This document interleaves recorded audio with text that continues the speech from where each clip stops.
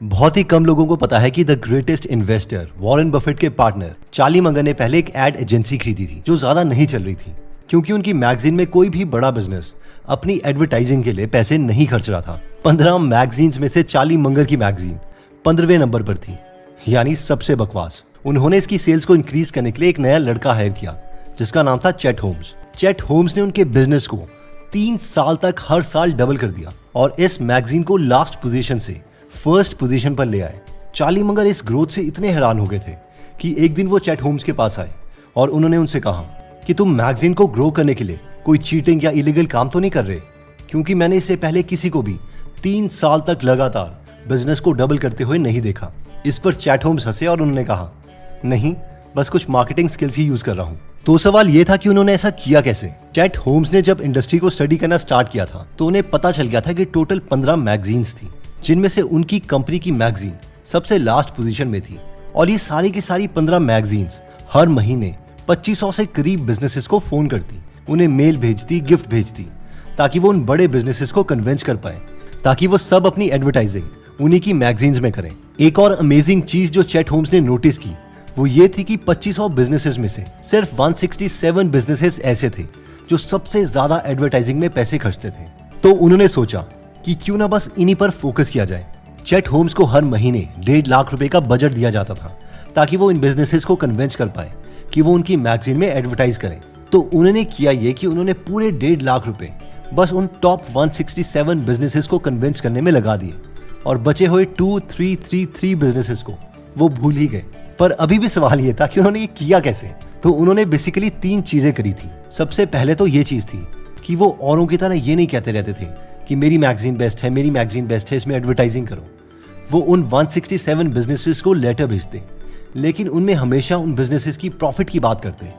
For example, अगर कोई real estate की कंपनी है तो उन्हें वो लिखते कि अगले महीने हम अपनी मैगजीन में अमेरिका के टॉप 15 प्रॉपर्टीज के बारे में आर्टिकल लिख रहे हैं, क्या आप इस मैगजीन में एडवर्टाइजिंग करना चाहेंगे? और हर 15 दिन के बाद वो ऐसा लेटर सेंड करते रहते।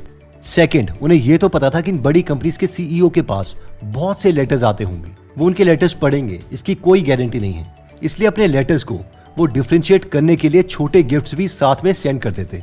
फॉर एग्जाम्पल, वो एक रूबिक क्यूब के साथ अपना लेटर सेंड करते और उस रूबिक क्यूब के ऊपर लिख देते, क्या आप पजल्ड हैं कि आपका बिजनेस उतनी तेजी से ग्रो क्यों नहीं कर रहा जितना आप चाहते हैं?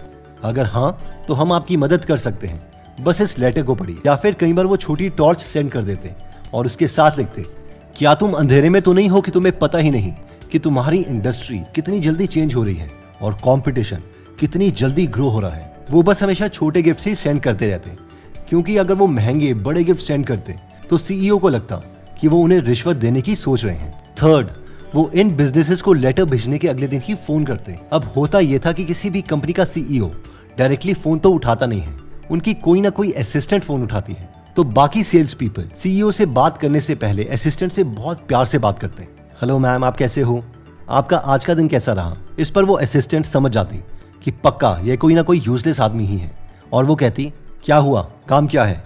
इस पर वो सेल्समैन बोलता, मैम मैं XYZ मैगजीन से बोल रहा हूँ, क्या आप मेरी बात मिस्टर सीईओ से करवा सकते हैं? मेरे पास उनके लिए एक अमेजिंग ऑफर है। इस पर वो असिस्टेंट कहती, अभी वो बिजी हैं, मैं आपका मैसेज उन तक पहुंचा दूंगी। और वो इतना कह के फोन काट देती। लेकिन जब चैट होम्स कॉल करते तो वो ऐसे नहीं करते। जैसे ही असिस्टेंट फोन उठाती तो वो कहते, हाँ मैं चैट होम्स बोल रहा हूँ, माइकल से बात कराऊं। इस पर असिस्टेंट को लगता कि ये तो बॉस का कोई फ्रेंड लग रहा है या बॉस का भी बॉस लग रहा है, इसलिए वो कहती, सर कौन बोल रहे हैं, मैं आपसे पूछ सकती हूँ? जिस पर चैट होम्स बोलते, कोई बात नहीं, बस माइकल को कहो चैट का फोन है, वो समझ जाएगा। और इन स्ट्रैटेजी से वो सीईओ से बात करने में कामयाब हो जाते। पहले 6 महीने तक उन्हें एक भी बड़ा बिजनेस नहीं मिला जो उनकी मैगजीन में एडवर्टाइज करने के लिए रेडी था, लेकिन फिर उन्हें अपना पहला बड़ा क्लाइंट मिला। जैसे ही उन्हें अपना पहला बड़ा क्लाइंट मिला, वो बाकी सारे बिजनेसेस को, बाकी क्लाइंट्स को रेफरेंसेस देने लग गए कि देखो अब तो ये भी हमारी मैगजीन में एडवर्टाइज कर रहे हैं। ऐसा करने से हुआ यह कि अगले महीने ही उन्हें 28 और बड़े कस्टमर्स मिल गए और वो इस प्रोसेस को करते रहे। और यही रीजन था कि वो चार्ली मंगर की मैगजीन को 3 साल तक लगातार डबल करते रहे। तो अब आप बोलेंगे कि ये तो अमेजिंग स्टोरी है, लेकिन इसमें हमारी लर्निंग क्या है? देखो, वैसे तो इस वीडियो का पॉइंट है पैसिव इनकम अर्न करना। जैसे कई लोग बोलते हैं कि ऐसे क्या मेथड्स हैं कि हमें सिर्फ 5 या 10% एक्टिवली काम करना पड़े और 95% काम पैसिव हो। तो उसका एक मेथड तो है इन्वेस्टिंग, क्योंकि एक्चुअल कंपनी रन करने में 100% एक्टिवली काम करना पड़ता है, लेकिन किसी कंपनी को आइडेंटिफाई करके उसमें पैसे इन्वेस्ट करने में बहुत कम टाइम इन्वेस्ट करना पड़ता है। पैसिव इनकम कमाने का दूसरा मेथड है कि prepare a product once and sell it to different audience. कोई भी डिजिटल कोर्स है तो वो पैसिव इनकम का ही पार्ट है, जिसमें आप अपने एक्सपीरियंसेस को बहुत ही सिंपल वे में शेयर कर सकते हो। इससे आपके स्टूडेंट को एक वेल ऑर्गेनाइज्ड कोर्स मिल जाएगा, जिससे उसकी गलतियों का कुछ टाइम बच जाएगा और आपको एक पैसिव इनकम सोर्स मिल जाएगा। लेकिन ये होगा तभी जब हम कोर्स को सेल करना सीखेंगे। और आज की ये वीडियो इसी टॉपिक के ऊपर है कि बेस्ट मार्केटर्स अपने प्रोडक्ट सेल कैसे करते हैं। तो सबसे पहला मेथड आता है educational fear plus more value method. 100 साल से एक कारपेट कंपनी चली आ रही थी, जिसमें 3 जनरेशन से फैमिली काम कर रही थी। यानी पहले दादाजी ने बिजनेस चलाया, फिर डैड ने बिजनेस चलाया, उसके बाद अब बेटा बिजनेस चला रहा था। बिजनेस अच्छा खासा पैसे कमाता था, लेकिन ग्रोथ बिजनेस में बहुत कम थी। उनके पास 30,000 कस्टमर्स थे, जो अपने घर में साल या 1.5 साल के बाद शायद एक बार अपना कारपेट साफ करवाते थे। इन्हें जितना मर्जी फोन करो, जितनी मर्जी मार्केटिंग करो, they were simply not interested. But then इनके ओनर्स को इनकी मार्केटिंग स्ट्रैटेजी चेंज करने के लिए कहा गया। इन्हें कहा गया कि देखो, सबसे पहले तो कारपेट क्लीनिंग जरूरी क्यों है, इसके बारे में रिसर्च करो, जिससे लोगों की अटेंशन नहीं जा सके। तो बहुत रिसर्च करने के बाद पता चला कि कारपेट के ऊपर बहुत से PhD स्कॉलर्स ने रिसर्च की है, और उन स्टडीज की फाइंडिंग ये थी कि जो घर में नीचे कारपेट बिछाते हैं वो सिर्फ खूबसूरती की तरह ही नहीं, बल्कि एयर को प्यूरिफाई करने के लिए काम भी करता है। एक्चुअली रिसर्च में देखा यह गया था कि जिस फैमिली के घर से कारपेट्स बाहर निकाले गए थे, उस फैमिली के मेंबर्स साल में लगभग 4 बार से ज्यादा बीमार होते, क्योंकि कारपेट हवा में माइक्रोस्कोपिक और डस्ट पार्टिकल्स को एब्जॉर्ब कर लेता था, और लगभग 6 महीने के बाद एक कारपेट सैचुरेट हो जाता था, यानी वो और ज्यादा डस्ट पार्टिकल्स को इस कंडीशन में एब्जॉर्ब नहीं कर सकता। इतना ही नहीं, अगर कोई वैक्यूम क्लीनर्स को यूज भी करता है तो भी उससे ज्यादा फायदा नहीं होता था। इस स्टडी के अकॉर्डिंग प्रोफेशनल क्लीनिंग ही सबसे बेस्ट मेथड थी कारपेट को साफ करने की, जिसमें हॉट बॉइलिंग स्टीम के थ्रू कारपेट को क्लीन किया जाता था। इस इंफॉर्मेशन को यूज करके इस कारपेट सर्विस क्लीनिंग ने एक स्ट्रैटेजी अपनाई कि यूजर्स को गोल्ड मेंबर बनाया जाए। ये अपने एग्जिस्टिंग क्लाइंट्स को फोन करते और कहते, यस मैम, हम ABC कारपेट कंपनी से बात कर रहे हैं, आप हमें अपना गोल्ड सर्विस नंबर दीजिए जरा। इस पर क्लाइंट कहता, गोल्ड सर्विस नंबर, वो क्या है? इस पर उन्हें जवाब मिलता, क्या आप हमारे गोल्ड मेंबर नहीं हैं? अगेन क्लाइंट कहता, नहीं, हम तो नहीं हैं। इस पर कॉल ऑपरेटर कहता, ओके मैम, हम आपको बताते हैं कि बेसिकली गोल्ड मेंबर वो है जो अपने घर की एयर को प्योरीफाई करना चाहता है, और जिसे पता है कि अगर कारपेट्स को हर 6 महीने के बाद प्रोफेशनल्स के द्वारा क्लीन ना किया जाए तो वो साफ नहीं होते, और उनकी फैमिली को बीमार होने के 4 गुना चांसेस बढ़ जाते हैं। इसलिए हमने गोल्ड मेंबरशिप सर्विस स्टार्ट की है, जिसमें हम साल में 2 बार आपके कारपेट क्लीन करेंगे, वो भी डिस्काउंट में। इसके बाद मैक्सिमम लोग इस सर्विस को ले लेते। तो बेसिकली इसमें इन दोनों स्ट्रैटेजी से हमने देखा कि जब भी हम कुछ सेल करने की कोशिश कर रहे हैं तो सबसे पहले तो हमें हमारा कस्टमर भी चूज करना चाहिए। यानी अगर आप दिन रात मेहनत कर रहे हो और कस्टमर्स को वैल्यू दे रहे हो तो एक विन विन सिचुएशन तभी क्रिएट होगी अगर आपका कस्टमर भी आपको वैल्यू दे पाए। और इसी स्ट्रैटेजी पर क्रेड बिजनेस भी बना है। इनका मेन आर्गुमेंट यह है कि अगर किसी के पास क्रेडिट कार्ड नहीं है तो मोस्टली उसके पास ज्यादा पैसे नहीं है, और फिर उसके लिए अच्छी फाइनेंशियल सर्विस क्रिएट करने का क्या फायदा। ये स्ट्रैटेजी बहुत से डिजिटल मार्केटर्स भी यूज करते हैं।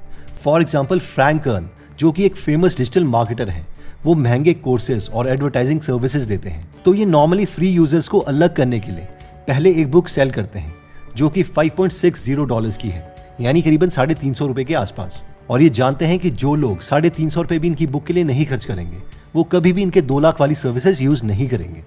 इसलिए इन लोगों को एडवर्टाइजिंग दिखाकर बार बार उस पर पैसे खर्चने में कोई समझदारी नहीं है।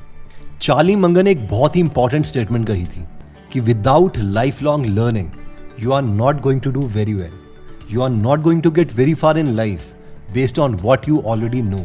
यानी जब तक हम ये कमिट नहीं कर देते कि लाइफ लॉन्ग हम नई नई चीजें नहीं सीखेंगे, तब तक हम लाइफ में ज्यादा आगे नहीं बढ़ सकते, क्योंकि जितनी नॉलेज हमें अभी है वो सफिशिएंट नहीं है।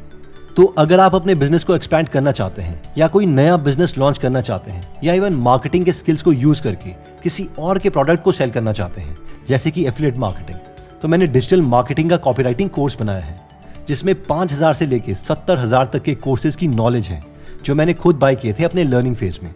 अगर आप इस कोर्स में इंटरेस्टेड हैं तो ये कोर्स आप गूगल एप्लीकेशन में जाके नीचे वीडियो सेक्शन में क्लिक करके खरीद सकते हैं 1047 रुपीज का। और अगर आप आज इस कोर्स को खरीदते हैं यानी 3 अप्रैल 2022 को, तो आप इसे 600 रुपीज के डिस्काउंट में ले सकते हैं, यानी सिर्फ 447 रुपीज का। इसलिए जो इस कोर्स को आज खरीदेगा उसे हम गीगल ऑडियो ऐप के 30 डेज की फ्री मेंबरशिप भी दे देंगे, जिसमें 1000 से ज़्यादा डिटेल्ड बुक समरीज इंक्लूडेड हैं, जैसे कि rich dad poor dad, think and grow rich, 1000 ways to make $1000, Atomic Habits, Psychology of Money, E-Myth Revisited, 0 to 1, etc. वैसे अगर हम इन सब बुक्स की सिंपल कॉस्ट भी ऐड करें तो भी ये करीबन 10,54,367 रुपीज़ के आसपास बनती है, और ये तो ऑडियो की फॉर्म में है जिसमें हमने ज़्यादा इन्वेस्टमेंट की है। तो टोटल वैल्यू को और प्राइस को आप कंपेयर कर सकते हैं। जस्ट रिमेंबर, ये ऑफर सिर्फ आज के लिए है। और जो लोग सोच रहे हैं कि यार ये बुक्स और ये कोर्सेज से क्या होगा, तो मैं लेंसकार्ट के फाउंडर पीयूष बंसल की एक वीडियो क्लिप आपको दिखाना चाहूंगा, जिस पर मैं 100% यकीन करता हूँ। मैंने तो सब कुछ बुक्स पढ़ के ही सीखा है। आई एम टेलिंग यू, मैंने जो भी करा है ना 10 साल में, मैं खाली बुक्स पढ़ के ही सीखता हूँ। आई कैन गारंटी, मार्केटिंग में अगर ये कोर्स आपके फ्रेंड ने देखा है और आपने नहीं देखा, तो आपका कॉम्पिटिटर ही आपसे बेटर परफॉर्म करेगा। तो अगर आप इस कोर्स में इंटरेस्टेड हैं तो गीगल एप्लीकेशन का लेटेस्ट वर्जन इंस्टॉल करके वीडियो सेक्शन में जाके ये डिजिटल मार्केटिंग कोर्स बाय कर सकते हैं, और पहले बताया गया ऑफर ऑटोमेटिकली आपको मिल जाएगा। एनीवेज दोस्तों, अगर आप ऐसी नॉलेजेबल वीडियोस मिस नहीं करना चाहते तो सब्सक्राइब करने के बाद बेल का बटन दबाना मत भूलिएगा। आप कमेंट करके ये भी बता सकते हैं कि आप नेक्स्ट वीडियो किस टॉपिक पर चाहते हैं। जल्दी हम आपसे दोबारा मिलेंगे। जय हिंद।